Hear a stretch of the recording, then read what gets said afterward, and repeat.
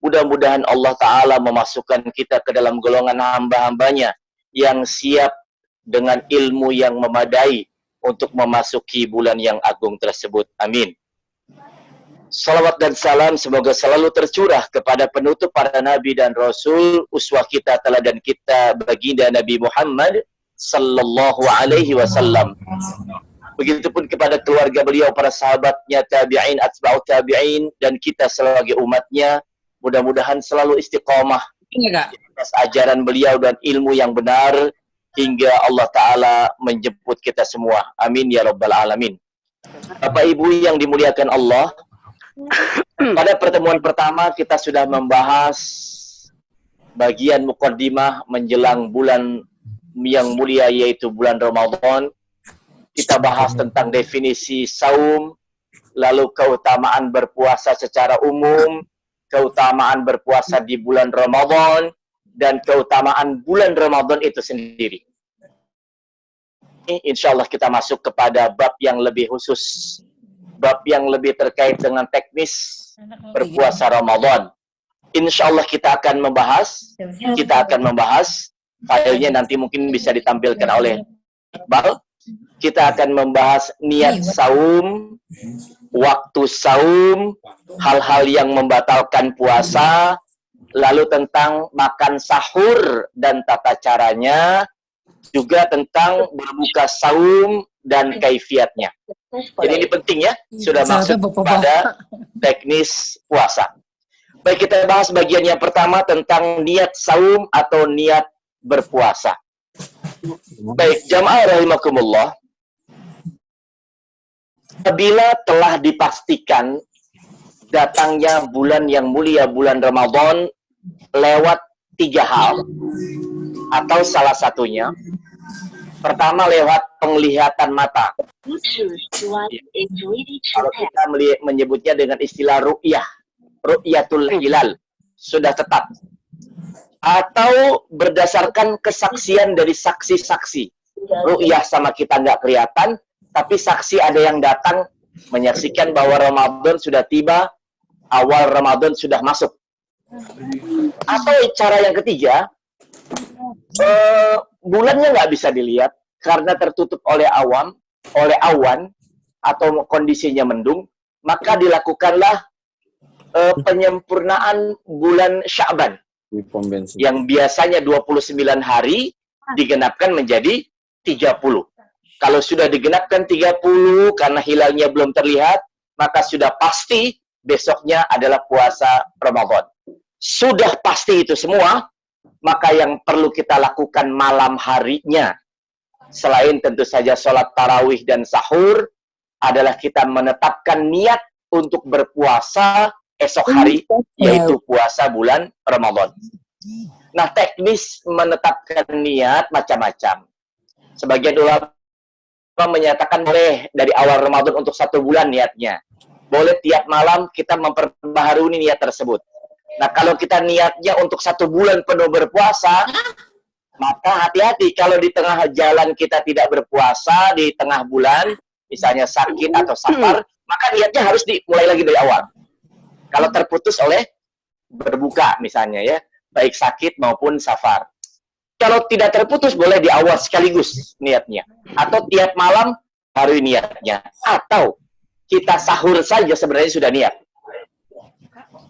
Sudah niat untuk berpuasa esok hari. Nggak mungkin ujuk-ujuk kita sahur kalau nggak niat puasa ya. Kecuali mak-mak. Tugasnya nyiapin sahur ya. Mau puasa, mama bangun kan karena harus menyiapkan makan sahur. Baik, kita lanjutkan. Rasulullah sallallahu alaihi wasallam bersabda, "Man lam yujmi'is siyan qabla al-fajr, fala siyana lahu." Rawahu Abu Dawud wa Tirmidzi. Siapa yang tidak niat puasa sebelum terbit fajar, maka tidak sah puasanya. Jadi harus menetapkan niat dulu malam hari. Kita sudah bahas ya, hadis pertama di kitab Arba'in An-Nawawiyah. Innamal a'malu bin niat. Sesungguhnya amal bergantung niatnya. Kalau mau puasa Ramadan, maka harus menetapkan niat malam harinya. Nah, kalau di kita insya Allah berpuasa itu kalau tidak ada halang merintang, tanggal 24. Kalau misalnya tidak ada halangan ya. Kalau ru'yahnya bisa kelihatan, ya semuanya bareng, insya Allah tanggal 24. Berarti tanggal 23-nya April, malamnya sudah tarawih. Dan malamnya lagi sudah berniat untuk berpuasa sebelum fajar. Harus ditetapkan niatnya sebelum fajar. Kemudian, siapa yang tidak menetapkan niat sebelum fajar, misalnya baru siang hari, maka puasanya tidak sah. Puasanya tidak sah. Misalnya malamnya dia tahu besoknya mau puasa tapi nggak berniat puasa. Kemudian setelah sholat subuh baru dia berniat mau puasa, puasanya tidak sah, dia harus qadha hari itu. Jadi harus ditetapkannya sebelum fajar, sebelum azan subuh. Nah, kemudian tempat niat itu yang paling utama di dalam hati. Ya, saya sering jelaskan kalau seseorang berniat A, lalu yang dilakukannya B, maka yang dinilai di sisi Allah A atau B? A. Nah, makanya niat itu yang paling utama di dalam hati. Ya, tetapkan niat itu di dalam hati. Dan penetapan niat ini hanya berlaku untuk puasa wajib, tidak untuk puasa sunnah. Ya, karena Ramadan puasa wajib, artinya wajib niat sebelum fajar. Ibu-ibu yang masih qadha nih, itu puasa wajib, maka dia wajib menetapkan niat sebelum fajar. Puasa kafarat, puasa nazar itu puasa wajib, niatnya harus sebelum fajar. Sedangkan puasa sunnah boleh niatnya dadakan. Misalnya, satu hari pernah Rasulullah SAW bepergian pagi hari, lalu masih pagi Rasulullah sudah kembali ke rumahnya, kemudian bertanya kepada istri beliau tercinta Aisyah radhiyallahu anha, "Hal indaki ghada?" Bertanya kepada Aisyah, "Wahai Aisyah, apakah engkau punya sarapan pagi?" Al-ghada, punya makanan. Maka kata Nabi, kalau engkau punya makanan, kalau engkau tidak, wa illa, apabila engkau maka aku akan berpuasa. Nah, ini terjadi untuk puasa sunnah. Jadi menetapkan niatnya boleh dadakan. Misalnya nih, mau saum Senin Kamis, kemudian dari pagi belum makan, pas sampai ke rumah, boleh nanya kepada istrinya, punya makanan nggak? Kalau nggak punya, saya mau berpuasa. Boleh dadakan niatnya untuk puasa sunnah. Kalau puasa wajib tidak harus ditetapkan niatnya sebelum fajar. Nah, Ustaz, ada pertanyaan. Bagaimana kalau terjadi seseorang nggak tahu bahwa hari itu sudah mulai Ramadan, sudah wajib berpuasa, sementara malamnya tentu saja dia belum menetapkan niat? Apakah orang seperti ini harus qadha atau tidak? Jawabannya tidak harus qadha. Kenapa? Karena dia tergolong ke dalam hamba yang tidak mampu. Ya. Jadi syariat itu ditetapkan hanya kepada orang yang mampu. Kalau dia tidak mampu berniat malam harinya karena sesuatu hal, maka dia tidak diwajibkan mengucapkan niat tersebut. Misalnya nih, mulai puasa besok, tapi dia nggak tahu, pas besoknya dia udah sarapan pagi, makan nasi uduk, baru dikasih tahu, sudah puasa Ramadan. Maka buat orang seperti ini, makan minumnya, langsung lanjutkan, dia menahan diri, makan minum, puasanya bisa dimulai tanpa harus qadha. Kenapa? Laisa wajibun bila iktidari, wala muharramun ma'a ittirari. Tidak ada kewajiban buat orang yang tidak mampu, tidak ada yang haram buat dalam kondisi darurat. Jadi buat orang seperti ini dibolehkan tidak berniat malam hari. Dalilnya apa? Dalilnya adalah ketika penetapan puasa Asyura. Jadi begini, saya ingin kasih tahu, puasa Ramadan itu ditetapkan tahun kedua Hijriah.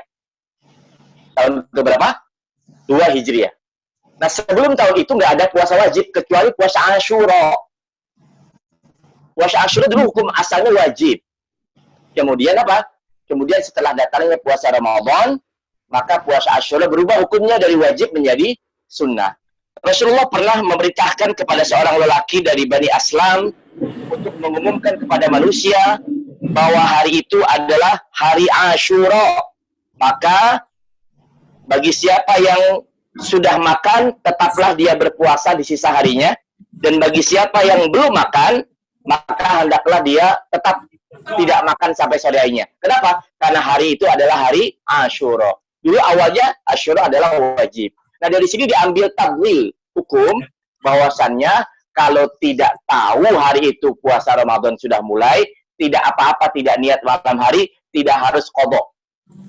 Ya, tidak harus qadha. Beda dengan orang yang tahu besok mau puasa, lalu nggak niat mau puasa karena mungkin mau pergi, setelah subuh nggak jadi perginya, lalu tiba-tiba dia mau berniat puasa, maka puasanya tidak sah karena puasa wajib harus ditetapkan sebelum fajar. Wallahu a'lam. Baik, kita lanjut sekarang tentang waktu berpuasa. Waktu berpuasa sama-sama kita paham dimulai sejak terbit fajar sampai terbenam matahari. Nah, berbicara tentang waktu puasa, maka saya ingin cerita dulu nih, bahwa dahulu para sahabat Nabi Shallallahu Alaihi Wasallam apabila tiba waktu berbuka, mereka makan dan minum serta bercampur dengan istrinya selama belum tidur. Ingat ya, selama belum tidur. Jadi zaman awal-awal puasa itu, kalau kita sudah ketiduran, padahal belum sempat makan, belum sempat minum, kita nggak boleh makan dan minum setelah bangun dari tidur, walaupun belum terbit fajar. Itu awalnya begitu. Dulu awalnya begitu. Sebagaimana kejadian pada seorang sahabat bernama Qais bin Sirmah. Ada di situ kisah Qais bin Sirmah radhiyallahu an. Satu hari dia mengerjakan puasa, kemudian sore harinya waktu berbuka dia datang kepada istrinya, "A'indaki ta'am?" Apakah engkau punya makanan? Maka dijawab oleh istriku, tidak. Tetapi aku akan pergi cari makanan dan minuman untukmu. Pergilah istrinya cari makanan dan minuman. Begitu kembali, apa yang terjadi? Suaminya karena capek lelah bekerja ketiduran. Kata istrinya, "Khaibatan lak. Kamu belum beruntung." Kenapa? Belum sempat makan, belum sempat minum, belum sempat colek istri misalnya ya. Udah ketiduran, maka nggak boleh lagi makan dan minum. Dia harus meneruskan puasa sampai esok harinya, baru boleh makan dan minum. Apa yang terjadi dengan Qais bin Sirmah? Di tengah hari pun karena dia malamnya nggak buka puasa karena tertidur, dia pun jatuh pingsan. Jatuh pingsan karena nggak kuat. Kemudian dilaporkan kepada baginda Nabi SAW, maka turunlah ayat. Perhatikan, Al-Baqarah ayat 187. Apa bunyi ayatnya? A'udzubillahi minasyaitonir rajim. Uhilla lakum lailatas siyamir rafatu ila nisaikum. Dihalalkan bagi kamu pada malam puasa untuk bercampur dengan istri-istri kamu. Maka dengan turunnya ayat ini bergembiralah para sahabat. Allahu Akbar. Pak, agama ini memberikan kemudahan kepada penganutnya. Jadi kalau sebelumnya ketiduran, nggak boleh lagi makan dan minum. Sekarang dengan turunnya ayat ini Al-Baqarah 187, walaupun sudah tidur, boleh makan dan minum terus, ya. Bahkan boleh bercampur dengan istri. Sehingga jelas bagi kalian benang putih dari benang hitam. Jadi ada kisahnya nih. Ketika turun ayat ini, jelas perbedaan antara benang putih dan benang hitam. Jadi para sahabat dulu waktu turun ayat ini, karena belum tahu apa yang dimaksud dengan benang putih dan benang hitam, ngambil iqal. Iqal itu tali pengikat unta yang warna gelap sama warna terang. Lalu diikat di mana? Diikat di jempol kakinya. Kan zaman dulu tuh nggak ada lampu, nggak ada cahaya, PLN belum masuk gitu ya. Jadi mereka terus memperhatikan apa? Jari kakinya, ibu jarinya itu. Kalau putih sama hitam dari tali tadi nggak bisa dibedakan, masih gelap, berarti masih boleh makan dan minum. Dia lihat lagi jempol kakinya, oh masih nggak kelihatan bedanya antara benang putih sama benang hitam. Dia makan lagi, colek istri lagi, minum lagi, terus begitu. Nah, ketika sudah mulai kelihatan tuh, ya, hatta yatabayyana lakumul khaytul abyadu minal khaytil aswad, kelihatan bedanya antara benang putih dan benang hitam, alias sudah mulai terang langitnya, karena sudah mulai masuk fajar, maka mulailah mereka berhenti makan dan minum. Dulu caranya kayak begitu. Kemudian turunlah lanjutan ayatnya, minal fajar, bahwa yang dimaksud adalah fajar, gitu ya. Sampai begitu ya, letterlock mengamalkan ayat para sahabat itu. Ya, disuruh membedakan antara benang putih dan benang hitam, taruh benang putih dan hitamnya di mana? di jempol kaki. Terus mereka makan dan minum sampai bisa dibedakan kedua warnanya. Allahu Akbar. Baik, kita lanjut. Sekarang kita akan belajar tentang dua macam jenis fajar. Dua macam jenis fajar. Ada dua macam. Yang pertama, fajar kadzib. Yang kedua, fajar shadiq. Fajar kadzib sama fajar shadiq. Rasulullah Shallallahu Alaihi Wasallam bersabda, al-fajru fajran. Fajar itu ada dua macam. Jadi ya, ini ilmu. Kita harus tahu fajar ada dua macam. Ada fajar kadzib, artinya apa? Fajar bohongan. Kadzib artinya bohongan. Ketika itu masih masih dibolehkan makan, belum dibolehkan sholat subuh. Kalau kita di kampung-kampung nyebutnya dengan azan awal mungkin. Ingat mungkin ya, ada azan awal, ada azan kedua. Nah itu fajar kadzib tuh. Itu boleh makan, nggak boleh sholat. Maksudnya nggak boleh sholat subuh. Nah kalau sudah terbit fajar yang kedua, fajar shadiq namanya. Fajar benar. Maka mulailah mereka berhenti makan dan mulai sholat subuh. Jadi fajar ada dua macam ya. Fajar kadzib aja fajar shadiq. Ini bentuk fajarnya. Bisa teman-teman lihat ya. Bisa teman-teman lihat. Nah yang sebelah sini, ini namanya fajar kadzib. Bentuknya kalau kita ada di pinggir pantai, bisa melihat matahari, bentuknya seperti ekor binatang, menjulang ke atas, cahayanya, menjulang ke atas. Nah, ini masih belum boleh sholat subuh nih. Ini masih sahur. Nah, yang kedua sebelahnya, ini namanya fajar shadiq. Fajar shadiq. Dia cahayanya sudah mulai menyebar ke kiri dan kanan. Udah nggak menjulang lagi ke atas. Nggak seperti yang ini. Maka ini sudah mulai masuk waktu subuh.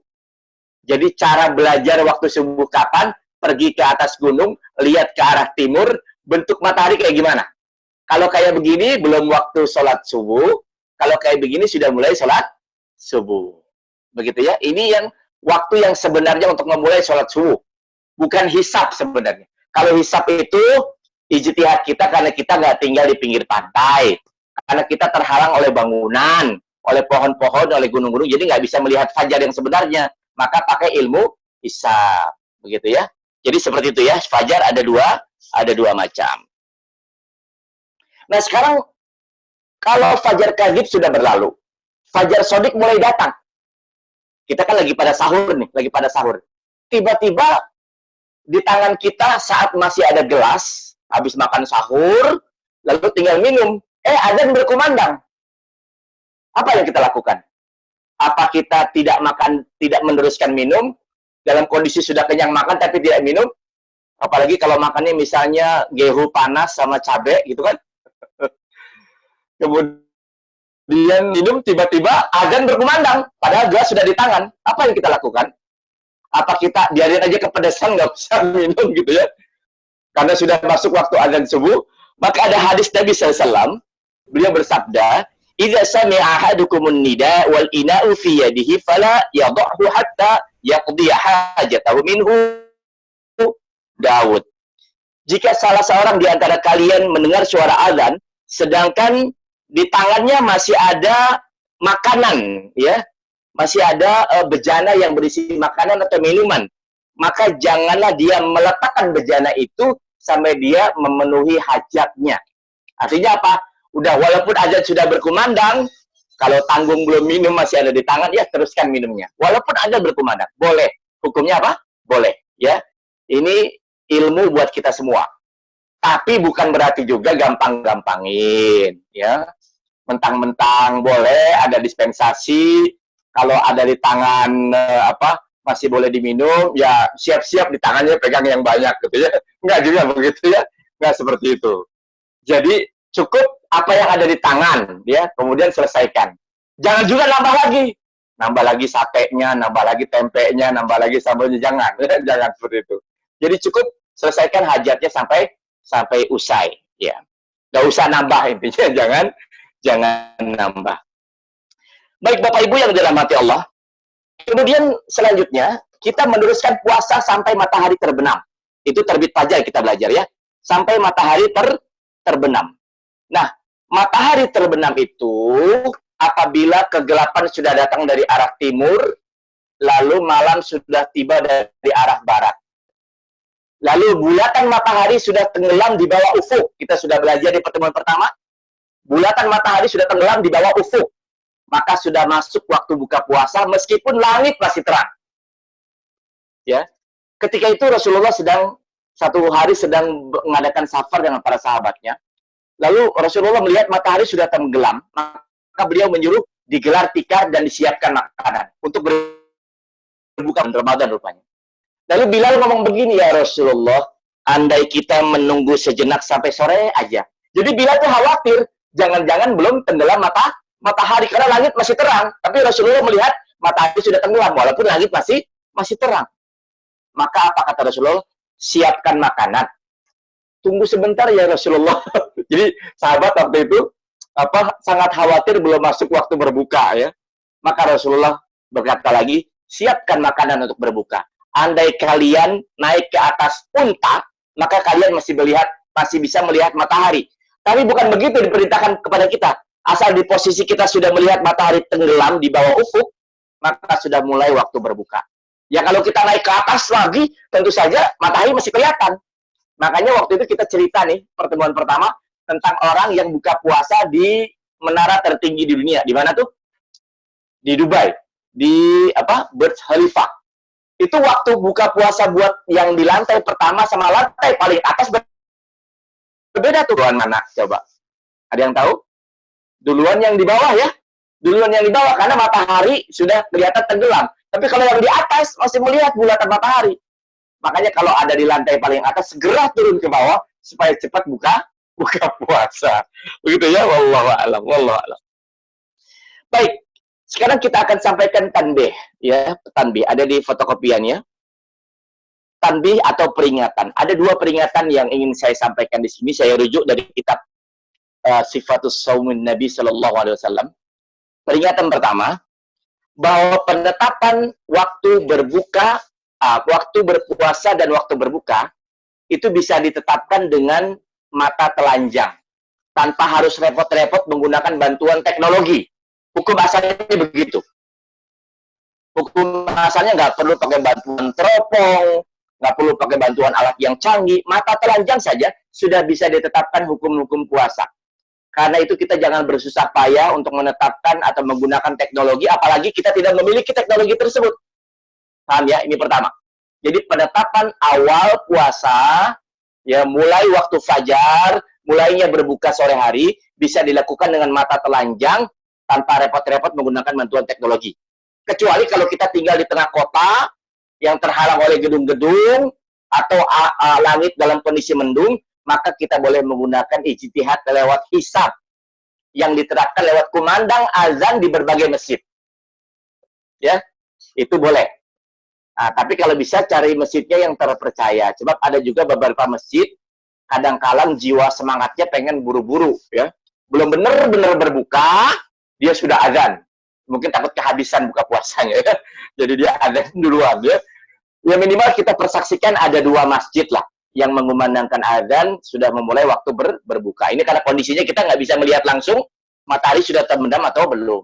Ini yang pertama tanbihnya ya. Jadi hukum asalnya lewat mata telanjang, bukan dengan bantuan teknologi. Yang kedua, bahwa di beberapa tempat ada penanggalan waktu sholat atau jadwal imsakiyah kalau kita menyebutnya, yang sudah berlaku selama puluhan tahun, bahkan sampai 50 tahun lebih. Yang ini sudah harus dilakukan revisi. Ini jangan sampai masih dipakai terus. Karena sekarang matahari perputarannya kan berbeda dengan 50 tahun yang lalu ya. Tingkat presisinya berubah. Jadi jangan jadwal imsakiyah yang dari tahun 50 tahun yang lalu masih digunakan hari ini. Jangan ya. Sebagaimana kita tahu kan, makanya suka ada di beberapa daerah kita orang yang memulai puasa sama memulai Ramadan Idul Fitrinya berbeda dengan kita. Bedanya kadang sampai 2 hari. Ketika ditanya, dari mana referensinya? Dari kitab mereka. Jadwal imsakiyah yang sudah mereka buat lalu yang sudah tidak update lagi tentu saja. Ini terjadinya perbedaan. Kenapa? Karena mereka ada rujukannya dari kitab mereka, tapi jadwal imsakiyahnya sudah tidak update. Wallahu a'lam. Mungkin yang terjadi seperti itu. Karena itu yang gampang buat kita, sudahlah, sumu li ru'yatihi wa aftilu li ru'yatihi. Ya, kita berpuasa dan berbuka puasa dengan ru'yah. Dan ru'yah itu kadang-kadang kita nggak bisa tetapkan. Ditetapkan oleh siapa? Oleh pemerintah. Itu lebih mudah. Ikuti sajalah bagaimana pemerintah menetapkan. Jangan sampai kita membuat aturan sendiri. Ya, karena as-saumu ma'an nas wa iftaru ma'an nas. Berpuasalah kalian bersama-sama manusia. Berbukalah kalian bersama-sama manusia. Jadi jangan sendiri-sendiri. Jangan sendiri-sendiri. Yang ini bikin jadwal puasa sendiri, yang ini bikin jadwal. Jangan. Kalau bisa ikut ulil amri, sebab mereka yang paling berhak menentukan itu. Supaya nggak terjadi perbedaan pendapat. Insya Allah mereka, ulil amri kita, pemerintah sudah bisa dipercaya untuk penetapan awal dan akhir Ramadan. Itu yang terbaik. Untuk menghindari perselisihan pendapat. Wallahu a'lam. Baik, sekarang kita masuk kepada pembahasan berikutnya tentang hal-hal yang membatalkan puasa. Yang pertama, tentu saja sama-sama kita pahami makan, minum, jima. Makan, minum secara sengaja. Maka itu membatalkan puasa.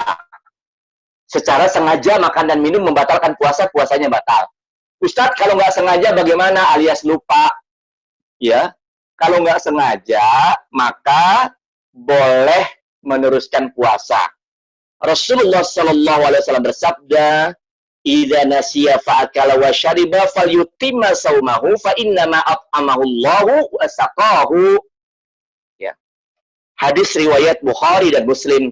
Siapa dari kalian yang lupa lalu ia makan dan minum padahal lagi puasa, hendaklah ia tetap menyempurnakan puasanya. Sesungguhnya Allah saat itu telah memberikan kepadanya makan dan minum. Jadi kalau lupa nggak apa-apa. Ya, tapi kemudian setelah itu lanjutkan berpuasa, jangan lupanya diteruskan. Lupa pertamanya, berikutnya nambah lagi burgernya, nambah lagi jusnya, jangan. Ya, kalau sudah ingat ya langsung dia berpuasa. Ketika itu Allah sedang berkehendak memberikan kita makan dan minum. Kalau lupa. Yang kedua adalah alqai amada, muntah secara sengaja. Ini membatalkan puasa. Secara sengaja ya. Misalnya masukin tangan ke mulut supaya apa yang masuk ke mulut bisa keluar. Nah, ini sengaja. Ini membatalkan puasa. Tetapi kalau tidak sengaja, maka tidak membatalkan puasa. Falaisa alaihi qada'un. Kalau nggak sengaja. Tapi kalau sengaja wajib untuk mengqada'nya di hari yang lain. Yang ketiga, ya, hal-hal yang membatalkan puasa adalah haid dan nifas. Tentu saja buat ibu-ibu ini. Maka dia sudah jelas membatalkan puasa berdasarkan kesepakatan kaum muslimin. Nggak ada yang berbeda pendapat. Ya. Yang keempat, infus makanan. Bukan infus obat, bukan infus yang lain. Bukan obat tetes, bukan juga obat salep di kulit, itu bukan. Ini infus makanan. Orang pingsan berhari-hari bisa tetap hidup karena dia diinfus, disuplai makanannya. Nah, ini membatalkan puasa. Infus makanan. Yang berikutnya, yang kelima adalah jima atau hubungan badan siang hari suami dan istri. Maka ini membatalkan puasa. Kalau dilakukan dengan sengaja. Ustadz, kalau nggak sengaja bagaimana? Jadi hubungan badannya nggak sengaja. Maka tidak membatalkan puasa. Kalau nggak sengaja. Tapi pertanyaannya mungkin, masa sih ada yang nggak sengaja begitu ya? Baik. Sekarang kalau sengaja bagaimana? Kalau sengaja ada kafaratnya, harus bayar. Nah, harus bayar. Satu hari pernah ada seorang lelaki datang kepada Rasulullah, "Ya Rasulullah, celaka aku." "Kenapa engkau celaka?" "Aku telah menggauli istriku padahal lagi puasa Ramadan." Ya. Lalu Rasulullah bertanya, "Apakah engkau mampu memerdekakan budak?" "La, tidak mampu ya Rasulullah, aku nggak punya budak." Lalu kata Rasulullah, "Apakah engkau mampu puasa 2 bulan berturut-turut?" "La, nggak mampu juga ya Rasulullah."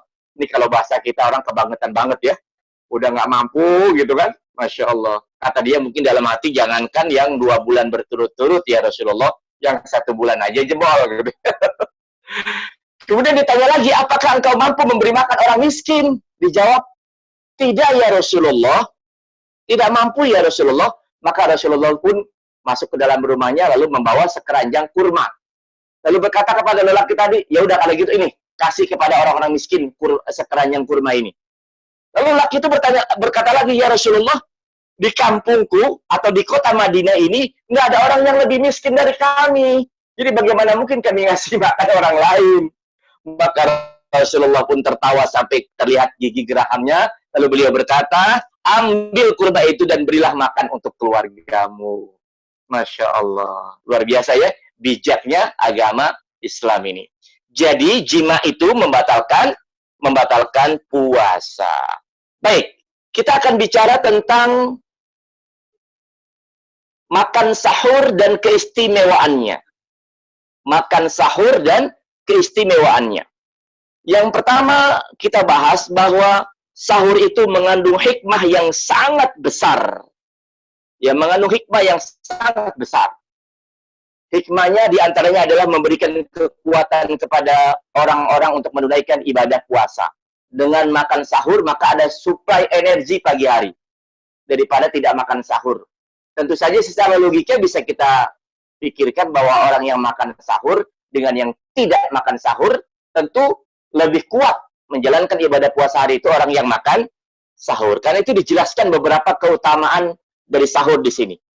Ya, di situ dijelaskan fadailus sahur, keutamaan dari sahur. Yang pertama, as-sahuru barakah.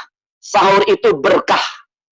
Berdasarkan sabda Nabi SAW, al-barakatu fi thalathatin, al-jama'atu was-saridu was-sahuru. Berkah itu ada pada 3 hal. Ingat-ingat ya, ada berapa? Berkah ada pada 3 hal. Yang pertama, al-jama'ah. Pada kehidupan berjamaah, persatuan kaum muslimin. Berjamaah itu membawa keberkahan. Membawa keberkahan. Makanya orang ya waktu belum menikah makan sendiri tentu saja cukup. Ketika sudah menikah ada istrinya, dia makan berbagi dengan istrinya tetap cukup. Ketika punya anak, dia makan, istrinya makan, anaknya makan tetap cukup. Kenapa? Karena berjamaah itu membawa keberkahan. Kebersamaan itu luar biasa. Ini mengandung keberkahan. Kemudian yang kedua pada wassarid. Sarid, apa itu sarid? Ada berbagai pendapat di sini. Sarid itu makanan yang mengandung kuah, maka dia berkah. Atau menurut riwayat lain, makanan yang tercampur darinya daging dan roti, maka dia mengandung berkah. Jadi roti itu kan bisa pecah ya, bisa dibagi jadi banyak. Makanya kalau kita punya lagi masak makanan berkuah, lalu bagikan, banyakin kuahnya. Supaya apa? Supaya bisa dibagikan kepada siapa? Tetangga. Tapi jangan mentang-mentang banyakin kuahnya, bagiin tetangga kuah semua, gitu ya. Bikin sayur asam, kuahnya doang dikasih. Dagingnya nggak ada, ya. Jadi itu mengandung keberkahan pada as-sarid. Yang ketiga, as-sahur, itu mengandung keberkahan. Sahur itu mengandung keberkahan. Berdasarkan sabda Nabi SAW, Inna Allah ja'alal barakah fis sahur wal kail. Sesungguhnya Allah memberikan keberkahan kepada makan sahur dan timbangan yang adil. Dan sahur itu mengandung keberkahan. Sekarang apa sih makna berkah? Kita bahas sedikit ya, biar kita paham. Berkah itu berasal dari kata al-birkah. Al-birkah artinya sumur. Sumur yang normal itu berkah. Kenapa? Sumur itu kalau semakin diambil airnya, ya, dia semakin bening ya, sumur yang normal. Lalu airnya keluar lagi, itu namanya berkah. Makanya bahasa agama berkah itu ziyadatu khair. Berlipat-lipat, bertambahnya kebaikan demi kebaikan. Contoh, orang yang gajinya UMR 3,5 juta misalnya, atau 4 juta. Dia punya istri, punya anak, harus bayar listrik, harus bayar kontrakan, harus bayar bensin buat kendaraannya pergi kerja, begitu ya. Harus beli makanan hari itu dan seterusnya. Tapi cukup, itu berkah namanya. Ziyadatu fi khair, berlipat gandanya kebaikan. Tapi ada orang gajinya 40 juta per bulan, masih kurang, padahal anak cuma 1. Ya nggak cukup ini, nggak cukup itu menunjukkan tidak berkah. Jadi keberkahan itu sesuatu yang ada, lalu berlipat-lipat kebaikannya. Maka itulah sahur. Dan sahur itu mengandung keberkahan yang luar biasa. Baik, makanya Rasulullah mengatakan, fala tad'uhu, janganlah engkau meninggalkan makan sahur. Dan bahkan beliau mengatakan sahur itu al-ghida al-mubarak, makanan yang penuh dengan berkah. Karena sahur itu sebagai bentuk ittiba kepada Nabi, lalu memperkuat diri, menambah semangat. Juga yang paling penting, memberikan perbedaan antara puasa kita dengan puasanya ahlul kitab. Jadi, Bapak Ibu yang dirahmati Allah, perbedaan puasa kita dengan puasanya ahlul kitab Yahudi Nasrani, kita puasa, mereka puasa, tapi kita ada makan sahur, mereka nggak ada. Menunjukkan bahwa sahur itu sebagai al-faslu, sebagai pembeda antara puasa kita dengan puasanya ahlul kitab. Faslu ma baina siyamina wa siyami ahlul kitab aklatus sahur. Perbedaan antara puasa kita dengan puasa ahlul kitab adalah kita ada makan sahur. Berikutnya, dijelaskan di situ Allah Ta'ala bersolawat untuk orang-orang yang bersahur. Allahu Akbar. Fa inna Allah azza wa jalla wal malaikatu yusalluna 'alal mutasahhirin. Adalah Allah, sesungguhnya Allah dan para malaikatnya bersolawat kepada orang-orang yang makan sahur. Allahu Akbar. Jadi, luar biasa ya. Sampai Allah dan para malaikat di langit bersolawat untuk orang yang makan sahur. Rugi kalau nggak makan sahur. Solawat Allah kepada hambanya itu maknanya, ya, sana'uhu alaih indal malaikah. Itu maknanya. Kalau Allah bersolawat buat hamba, maknanya Allah memuji-muji hamba itu di hadapan para malaikat. Tuh lihat si fulan makan sahur. Lihat Rahmat makan sahur. Lihat jamaah Fiskani makan sahur. Lihat jamaah Baitur Rahman makan sahur. Dipuji-puji oleh Allah di hadapan para malaikat. Itu luar biasanya orang-orang yang bersahur. Allah bersolawat untuk orang-orang yang makan sahur. Kemudian kaifiatnya bagaimana? Kaifiatnya yang pertama. Ni'mas sahurul mu'min at-tamr. Sebaik-baiknya makan sahur seorang mukmin adalah at-tamr. Apa tamr? Kurma. Jadi, kalau pengen dapat tambahan pahala, sebaik-baiknya sahur, maka bersahurlah dengan kurma. Dengan apa? Dengan kurma. Makanya, siapkan kurma di rumah. At-tamr itu kurma kering sebenarnya. Siapkan kurma itu. Buat makan sahur. Ya minimalnya 1 butir. Dengan segelas susu. Dengan rendang dan nasinya. Gitu kan, kebanyakan ya. Ya, kalau di Saudi, mahasiswa Saudi itu kalau sahur kan repot jauh dari orang tua ya. Itu sahurnya cuma segelas susu di Masjidil Haram biasanya. Dan 3 butir kurma. Tapi kurmanya Arab kan gede-gede gitu ya. Udah mengenyangkan tuh. 3 butir kurma dengan segelas susu. Ya kalau kita biasanya makan sahur, ngabisin apa? Ngabisin kolak waktu buka puasa. Ngabisin apa lagi? Ngabisin jus yang belum dihabiskan gitu ya. Apalagi makanan dihabiskan oleh kita. Jangan sampai ada yang tersisa dan menggoda mata di pagi hari gitu ya. Nggak apa-apa, silakan saja. Tapi jangan tinggalkan makan kurma. Tidak wajib, tapi ini mengandung keberkahan yang luar biasa. Kemudian dijelaskan tasaharu walau bijarwatin ma'in. Bersahurlah kalian walaupun dengan seteguk air. Jadi kalau nggak ada kurma bisa digantikan dengan air. Ya, boleh juga energin. Jadi promosi ya. Atau apapun lah. Kalau nggak ada kurma boleh dengan air. Boleh ditambah makanan. Nah sekarang sifat dari sahur yang terbaik adalah mengakhirkan sahur. Ya orang sering lupa. Bahwa sahur itu bagusnya diakhirkan. Tidak terburu-buru melakukan sahur. Zaman sekarang orang sahur jam 2. Dia masih kepagian. Atau 2:30 kepagian. Lalu bagaimana jarak terbaik untuk sahur? Nah, jarak terbaik antara akhir dari sahur dengan waktunya azan, kata Rasulullah SAW, qadra khamsina ayat. Kira-kira membaca ayat sebanyak 50 ayat. 50 ayat itu kalau ayat-ayat yang sedang sekitar 10-15 menit. Jarak selesai sahur dengan azan. Artinya apa? Kalau azannya, misalnya azannya jam 4:30, maka sahur yang terbaik ya sekitar jam 4:15. Akhirnya tuh, berarti mulainya jam 4. Mulai masaknya 3:30. Jangan jam 1:30 udah dibangunin. Sahur jam 1. Ya masih kemalaman. Mulai masak jam 3 lah boleh, atau 3:30. Mulai sahur jam 4. Itu terbaik. Ini berkahnya di sini. Ya, jangan sampai kebaikan ini ditinggalkan. Sahurnya pagi banget, jam 2 sudah sahur. gitu, lalu tidur lagi, kebablasan subuhnya lewat jamaah. Jangan, akhirkan sahur. Akhirkan sahur. Ya, sehingga hampir dekat dengan azan subuh. Ini sunnah yang hari ini mungkin sudah dilupakan. Nah, buat pengurus wilayah, berikan anjuran kepada security, kepada orang-orang yang ditugaskan untuk membangunkan sahur, jangan terlalu malam. Jangan jam 2. Ya, paling pas jam 3 lah. Bangunkan masyarakat untuk bersahur. Bisa masak sekitar setengah jam sampai 1 jam, menghangatkan makanan bisa juga. Mulai sahur jam 4. Ya, kalau itu azannya setengah 5. Bergantung nanti ya, lihat adanya. Jadi, qadra khamsina ayat, jarak antara akhir sahur dengan awal adzan sekitar membaca 50 ayat. Wallahu a'lam. Kita lanjut. Hukum sahur, bagaimana hukumnya?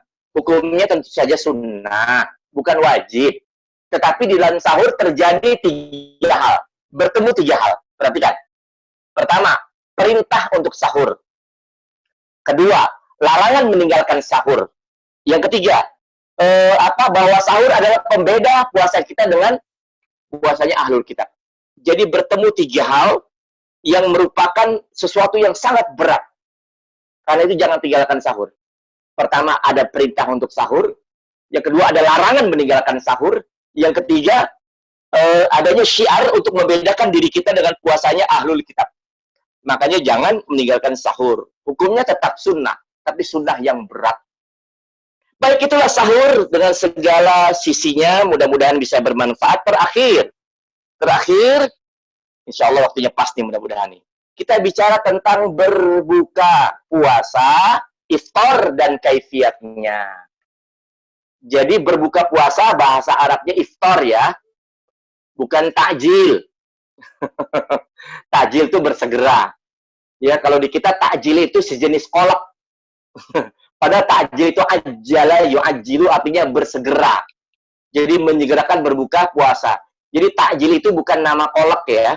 Kalau kita mau ngajak orang buka puasa, yuk kita takjil, bukan kita takjil. Yuk kita iftar. Ya, kalau takjil, kita takjilnya pakai apa? Berarti menunjukkan takjil itu sejenis makanan, bukan takjil itu ajakan untuk bersegera berbuka puasa. Ya, ya berbuka puasa dan kaifiatnya. Kapan kita boleh berbuka? Kita berbuka puasa tatkala matahari sudah terbenam. Kita sudah jelaskan ya, tidak perlu diulang lagi. Yang kedua, ada sunnah yang hari ini bersegera untuk berbuka. Jangan berbuka puasa menunggu bulan-bulan atau bintang muncul di langit. Segerakan berbuka. Karena kata Nabi SAW, ta'jilul fitr yujlibul khair. Menyegerakan berbuka itu mendatangkan kebaikan. Kemudian dijelaskan juga ta'jilul fitr sunnatu Rasulullah SAW. Merupakan sunnahnya Rasulullah SAW. La tazalu ummati ala sunnati. Umatku senantiasa berada di atas sunnahku. Malam yantazir bi fitriha an-nujum. Selama mereka tidak menunggu munculnya bulan ketika berbuka. Jadi segerakan berbuka. Jangan mentang-mentang masih kuat. Nanti aja dah. Nanti aja berbukanya masih kuat. Jangan. Segera berbuka. Dan berbuka puasa itu dilakukan sebelum sholat maghrib. Sebelum sholat maghrib, jangan sudah sholat maghrib biar tenang, makannya enak gitu ya. Sebelum sholat maghrib, minimalnya sekedar saja berbuka dulu. Ya, dengan air putih, dengan kurma, baru kemudian sholat maghrib, setelah sholat maghrib baru makan berat. Atau mau langsung makan berat pun, nggak masalah, boleh. Karena itu waktu nikmat. Di beberapa mahasiswa lagi-lagi di Saudi, mereka itu ada yang membiasakan sebagian mereka ya, itu buka puasa itu langsung makan berat. Ketika ditanya apa alasannya, setelah itu baru mereka sholat berjamaah bersama-sama. Ketika ditanya apa alasannya, karena kenikmatan makan berat itu justru ketika berbuka. Jangan ditunda, kata mereka begitu. Allahu Akbar. Itu kelezatannya luar biasa. Jadi mereka makan sampai full tank. Gitu. Tentu saja tidak sampai terlalu lama, karena mereka harus sholat berjamaah maghrib yang waktunya nggak terlalu lama. Ya, itu boleh juga begitu. Atau sekedarnya dengan kurma dan air putih, baru kemudian sholat maghrib, baru kemudian lanjutkan dengan makan berat misalnya. Jadi intinya segerakan berbuka, jangan ditunda. Berikutnya, dijelaskan di sini bahwa menyegerakan berbuka dijelaskan dalam hadis la yazaluddin zahiran. Agama ini selalu akan menang, akan kokoh. Ma'ajjalan nasul fitr li'annal yahud wan nasara yuakhirun. Karena orang-orang selama manusia menyegerakan berbuka, agama ini akan selalu menang, akan selalu jaya, akan selalu hebat selama manusia menyegerakan berbuka, karena orang-orang Yahudi dan Nasrani selalu menunda untuk berbuka puasa. Jadi mungkin salah satu sebab kita suka kalah kejayaannya secara zahir di kalangan manusia, kalah oleh Yahudi, kalah oleh Nasrani. Mungkin salah satu sebabnya kita suka menunda buka puasa. Ini Rasulullah bilang, bukan saya. Ya, hadisnya sahih, diriwayatkan oleh Imam Abu Dawud, berderajat hadis. Jadi agama ini akan selalu menang selama manusia bersegera membuka puasa. Baik, kemudian apa yang dimakan saat berbuka? Apa yang dimakan? Yang dimakan tentu saja makanan, gitu ya. Oh, sebelum itu dijelaskan di sini, berbuka itu dilakukan sebelum sholat maghrib ya. Al-fitratu qabla sholatil maghrib. Berbuka puasa itu dilakukan sebelum sholat maghrib.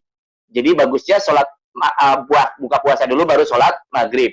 Jangan sholat maghrib dulu, ya, jadi sholat maghribnya buru-buru karena takut kehabisan kolaknya, takut keburu dingin gorengannya. Sholat maghrib dulu salah. Jangan, berbuka dulu. Baru kemudian sholat maghrib secara berjamaah laki-laki di masjid kalau sudah memungkinkan ya. Nah, kemudian apa yang dimakan saat berbuka? Ala madza yuftir. Apa yang dimakan saat berbuka? Maka dijelaskan dalam hadis yang banyak.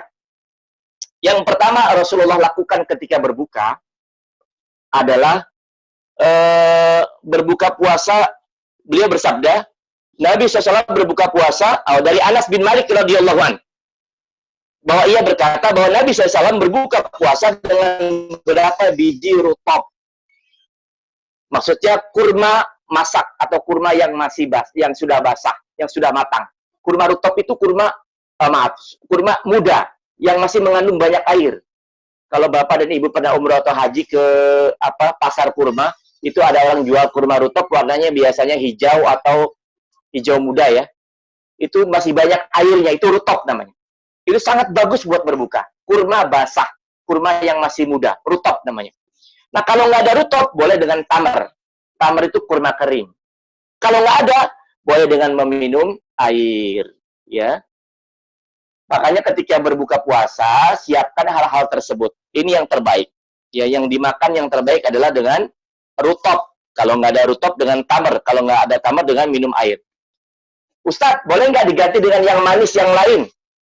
Karena bukan hadis ya.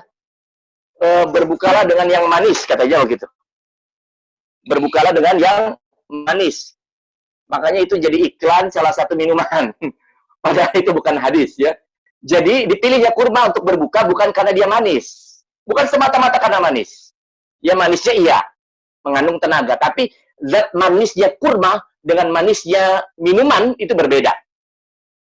Karena kurma itu punya sifat. Apa sifatnya? Mengandung keberkahan. Ini yang nggak dimiliki oleh makanan lain. Kurma itu ya manis.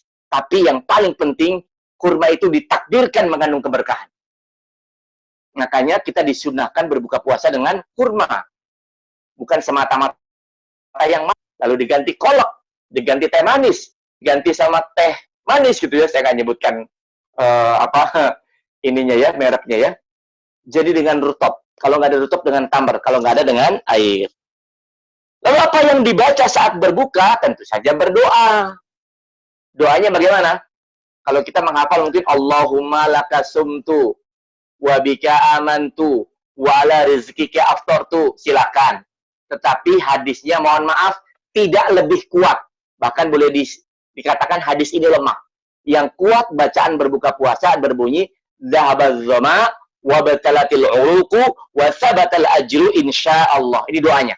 Nanti saya share ya. Dhahabaz zama wa batalatil uruq wa thabatal ajru insyaallah. Telah hilang rasa haus, telah basah urat-urat, dan telah ditetapkan pahala insyaallah. Ini doa yang sahih. Jadi urutannya begini. Ketika buka puasa, ucapkan bismillah. Urutannya ya, buka puasa nih. ucapkan bismillah, lalu minumlah seteguk air. Ya, seteguk air. Baru kemudian dilanjutkan dengan doa tadi, zahabaz zama wa batalatil uruq wa sabatal ajru insyaallah. Baru kemudian barulah makan kurma. Kurma basah rutop. Kalau nggak ada kurma basah, kurma kering, tamar. Kalau nggak ada, lanjutkan dengan minum air.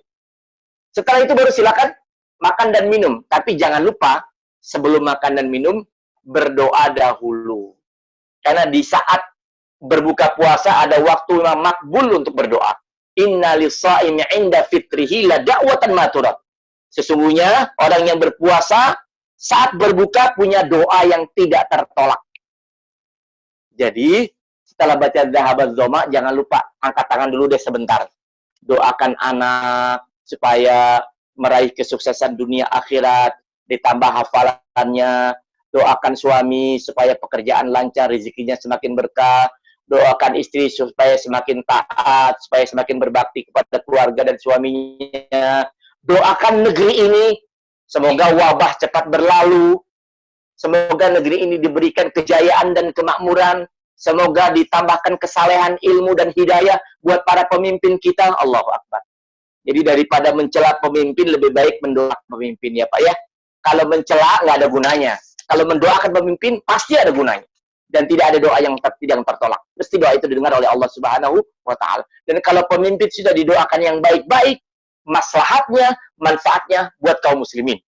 Jadi jangan dicela pemimpin itu, tetapi didoakan. Itu lebih bermanfaat dibanding mencela. Supaya kita adem, tenang, damai negeri ini. Jangan sampai kita ribut satu dengan yang lainnya. Wallahu a'lam. Dan kemudian dianjurkan memberi makan orang yang berpuasa. Sudah sama-sama tahu ya. Kana lahum mislu ajri, ghairu annahu la yanqasu min ajri shaimi syai'an. Siapa yang memberi makan orang yang berpuasa, maka baginya pahala bagi orang yang diberi makan tersebut tanpa mengurangi pahalanya sedikit pun. Jadi, beri makan orang yang berpuasa sama dengan memfotokopi pahalanya buat kita. Misalnya ada orang puasa, lalu kita berikan makanan atau minuman untuk berbuka. Meskipun hanya sebutir permen di dalam kereta misalnya. Waktu berbuka tiba, kasih tuh permen bagikan.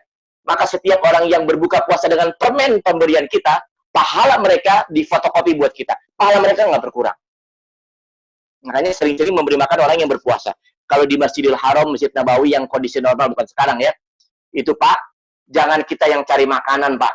Begitu masuk pelataran masjid saja, kita ditarik-tarik tuh Pak, sama orang-orang yang nyuruh kita berbuka puasa di tempat mereka yang mereka siapkan.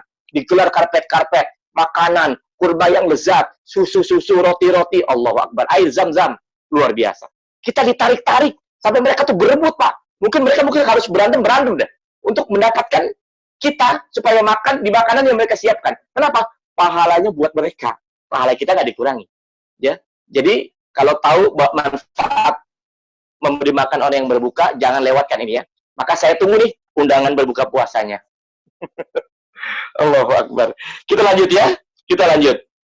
Sekarang kalau kita sudah diberi makan orang yang baik, maka doakan mereka. Itu sunnahnya ya. Doakan mereka, Allahumma gfir lahum warhamhum wa barik fima razaqtahum. Ya Allah, ampuni mereka, berikan rahmat kepada mereka, berikan berkah kepada mereka atas karunia yang kau berikan kepada mereka. Atau doa yang lain, Allahumma at'im man at'amani wasqi man saqani. Ya Allah, beri makan orang yang memberiku makan, beri minum orang yang memberiku minum. Jadi balasannya kita doakan mereka, begitu ya. Wallahu ta'ala a'lam bis-shawab. Inilah pembahasan kita di sesi pertemuan yang kedua tentang fikih Ramadan atau menyambut bulan yang mulia. Kita bahas tadi tentang niat saum, waktu saum, hal-hal yang membatalkan saum, makan sahur, dan iftar, berbuka puasa. Sebelum disampaikan, diberi kesempatan kepada Flor untuk tanya jawab, saya awali dulu mungkin Pak Ustadz ya. Oh, silakan, silakan. Yang 10 menit sebelum azan, kan kita bilang imsak. Ya. Nah, ini apakah di Indonesia saja? Dan apakah kita dengan mentaati aturan main imsak ini termasuk bid'ah atau tidak, begitu kan? Mohon penjelasannya Pak Ustadz. Terima kasih. Baik. Saya menemukan istilah imsak ternyata bukan cuma di Indonesia. Di kitab yang saya miliki ini, yang saya bahas ini, juga dibahas tentang masalah imsak, yaitu 10 menit sebelum azan ditetapkan waktu supaya tidak makan dan minum lagi. Sebenarnya begini, imsak itu kan kalau kita kaitkan dengan tadi itu qadra khamsina ayah, jarak antara akhir sahur dengan azan itu sebenarnya bersesuaian. Memang harus dikasih jarak antara akhir sahur dengan azan. Ya, orang Indonesia menyebutnya imsak 10 menit sebelum azan. Tetapi masalahnya begini, ditetapkannya imsak itu untuk ikhtiyat, untuk berhenti makan dan minum, bersiap-siap sholat subuh, maksudnya begitu. Kasih jarak dong, jangan lagi kenyang, masih kepedesan, langsung sholat subuh. Kasih jarak, itu maksudnya begitu. Bukan mengharamkan makan dan minum. Yang jadi keliru adalah imsak itu haram makan dan minum. Ini salah. Paham ya? Ya, jadi saya husnuzan sajalah buat orang yang menetapkan jadwal imsak itu. Bahwa mereka maksudnya kasih jarak dong antara akhir sahur dengan azan. Ya, saya tidak sampai hati mengatakan bid'ah ya. Walaupun kalau ditetapkan harus tidak boleh makan dan minum, harus pakai setelah imsak itu namanya bid'ah. Itu baru bid'ah. Kenapa? Imsak itu bukan larangan untuk makan dan minum. Kan hadisnya tadi sudah disampaikan. Ya, cuma sekedar kasih jarak antara akhir sahur dengan subuh. Itu bukan suatu. Artinya apa? Kalau masih sekitar 5 menit sebelum azan masih boleh makan, walaupun sudah imsak, begitu ya. Kalau tanggung misalnya silakan. Apalagi kalau pengantin baru misalnya kan, ya lagi silakan gitu ya. Masih berduaan silakan. Tapi dikasih jarak, jangan sampai masih belum persiapan sholat subuh dia sudah berangkat ke masjid. Allah, begitu maksudnya ya, Pak Ustadz Rahmat. Silakan yang lain. Sebelum ada pertanyaan yang lain, saya nambah satu lagi mungkin Pak Ustadz ya. Iya, silakan. Hal yang membatalkan puasa udah banyak nih. Tapi maaf nih, ada orang yang istilahnya dua nih masalah menghirup asap yang berbau tajam gitu ya, yang berbau menyengat itu apakah batal atau tidak. Yang kedua, memasukkan apa istilahnya ngupil atau bersihin lubang telinga gitu kan, itu batal atau tidak. Yang ketiganya, maaf nih kalau buang gas dalam kondisi lagi di air gitu, orang yang istilahnya rendam atau apa gitu ya, di bathtub gitu mandi, buang gas gitu, itu batal juga. Nah itu 3 hal itu. Ustaz, terima kasih. Baik, terima kasih. Tadi yang pertama apa tadi? Bau yang menyengat misalnya. Bau yang menyengat. Knalpot di jalan. Yang kedua? Yang kedua itu tadi membersihkan lubang hidung, hidung ya. Gitu. Ya, jawabannya tidak membatalkan puasa ketiga-tiganya, kecuali menghirup asap yang menyengat itu atau ngupilnya atau buang angin di saat berendamnya sambil ngunyah permen karet. Nah, maka itu membatalkan puasa begitu ya. Ya. Jadi kalau selama tidak apa? Saya ingin tanya, kalau ngupil itu bikin kenyang apa enggak gitu ya? Atau kita buang angin di rendaman air tiba-tiba langsung kenyang seger gitu ya? Enggak kan? Tidak mengenyangkan begitu ya. Jadi tidak membatalkan puasa. Ada banyak perkara sebenarnya, berkumur-kumur pun tidak membatalkan puasa. Kecuali berkumur-kumurnya sambil diniatkan, mudah-mudahan sedikit masuk gitu ya, itu batal. Dan benar-benar masuk gitu ya. Bahkan mencicipi makanan sebatas di ujung lidah tidak batal. Buat ibu-ibu nih, yang mempersiapkan buka puasa, supaya masakannya tetap lezat, boleh dicicipi sekedar di ujung lidah, di indera perasa boleh. Nggak boleh kalau ditelan. Assalamualaikum warahmatullahi wabarakatuh, Pak Ustadz. Waalaikumsalam warahmatullahi wabarakatuh. Ustadz mau nanya tentang yang tadi doa ketika berbuka puasa. Ya. Yang zahabal zoma'u itu ya Pak Ustadz ya? Iya. Itu berdasarkan riwayat hadis Abu Dawud ya Pak Ustadz yang 23. Iya. Juga kan ada yang Allahumma lakasumtu ala rizqika aftartu. Yang itu juga sama yang Abu Daud.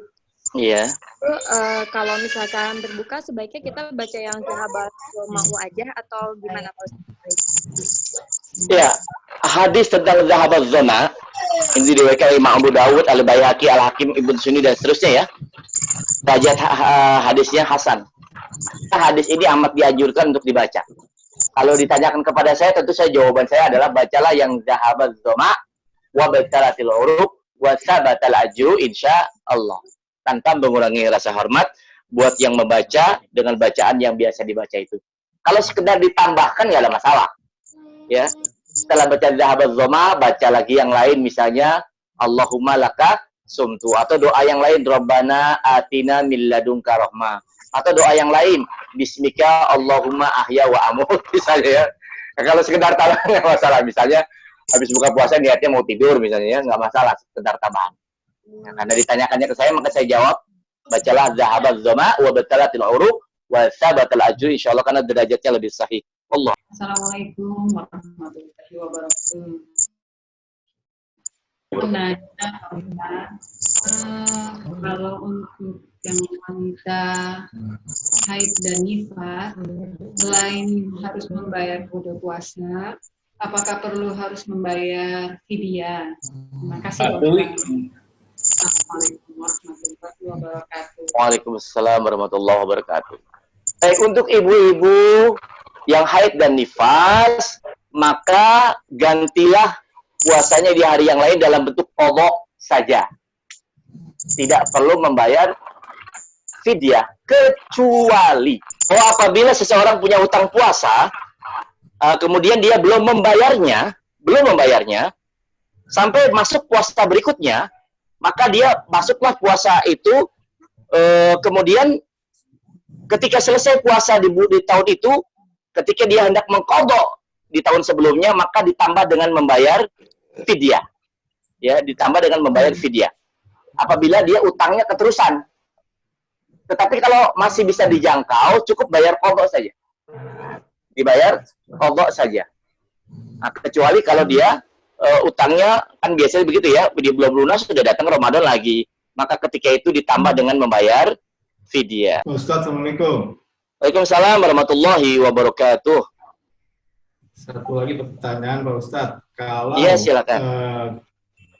Kita mengeluarkan darah, dalam arti misalkan waktu ada pengecekan kesehatan, atau mungkin hal-hal lain yang berdarah karena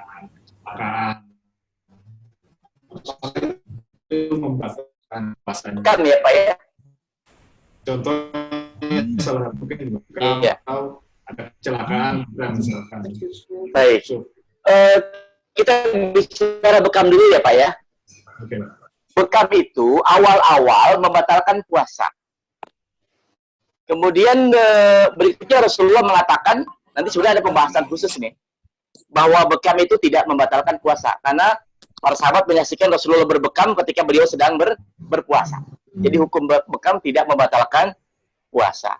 Lalu apakah keluar darah termasuk membatalkan puasa? Tentu saja jawabannya tidak. Ya, karena orang yang sakit. Orang yang sakit kalau dia masih bisa melanjutkan puasanya, tafadhol. Tidak perlu membatalkan puasa. Kecuali kalau dia memang harus menjalani terapi pengobatan yang menuntut dia untuk disuplai makanan, maka itu dia membatalkan puasa. Jadi darah itu tidak membatalkan puasa. Kecuali donor darah ya Pak. Donor darah menurut fatwa dari Syekh Muhammad bin Shalih Al-Utsaimin membatalkan puasa. Donor darah. Ini fatwa dari beliau. Ini Ustaz terkait dengan hadis bahwa bau mulut orang yang berpuasa itu diharum dari bau kasturi kalau salah ya. Ya. Itu kan memang seperti itu Pak ya Ustaz ya. Cuma kan kondisinya misalnya saya kerja gitu kan ya, kan juga bergaul gitu ya, bertemu dengan orang lain kan juga mungkin bau itu kan tidak sedap itu Ustaz ya, mungkin mengganggu orang lain juga gitu loh. Nah kemudian kalau misalnya kita untuk menghilangkan bau itu kemudian misalnya berkumur-kumur atau bahkan mungkin gosok gigi gitu Ustaz, itu seperti apa Ustaz hukumnya? Terima kasih. Assalamualaikum warahmatullahi wabarakatuh. Waalaikumsalam warahmatullahi wabarakatuh. Ya, yang paling penting kita tidak mengingkari hadis tersebut ya. Mengakui keberadaannya bahwa bau mulut orang berpuasa itu lebih harum di sisi Allah. Ini bicaranya keimanan. Tapi di sisi manusia tentu saja menimbulkan bau. Dan itu lumrah. Itu fitrah, memang begitu. Ya, pasti menimbulkan bau. Bolehkah kita menjaga diri dengan sikat gigi? Jawabannya tentu saja boleh. Berkumur-kumur tidak membatalkan puasa. Bahkan sikat gigi tidak membatalkan puasa. Tetapi lakukan dengan hati-hati. Biasanya, kebiasaan kita itu bersikat giginya ketika bersiap mau ke masjid sholat subuh. Jangan pas mau berangkat kerja. Gitu ya. Jadi kalau pas mau berangkat kerja kan, mandi berangkat kerja kan sudah lewat fajar. Khawatir berjaga-jaga. Walaupun tidak batal. Ya, tapi yang terbaik ya sebelum fajar lah, tidak apa-apa. Cuman jangan sambil menyelam minum kopi gitu ya. Mentang-mentang berkumur-kumur boleh, membersihkan gigi boleh, lalu kemudian dilanjutkan dengan minum. Tentu saja itu tidak diperbolehkan dan membatalkan puasa. Jawabannya boleh. Bahkan itulah sunnahnya. Menjaga jangan sampai bau mulut kita mengganggu orang lain. Wallahu a'lam. Begitu ya Pak Ukif. Assalamualaikum warahmatullahi wabarakatuh. Waalaikumsalam warahmatullahi wabarakatuh.